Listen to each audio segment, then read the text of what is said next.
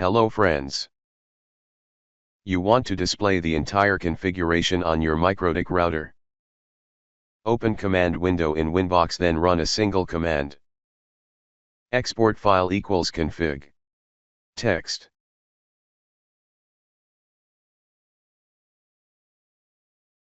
Then select files from the menu on the left.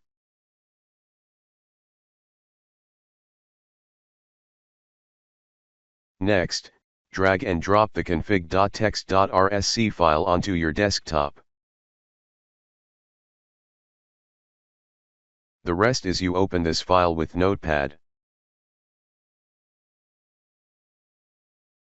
This file contains your entire Mikrotik router configuration. If this helps, don't forget to leave a like and subscribe to my YouTube channel for more helpful videos.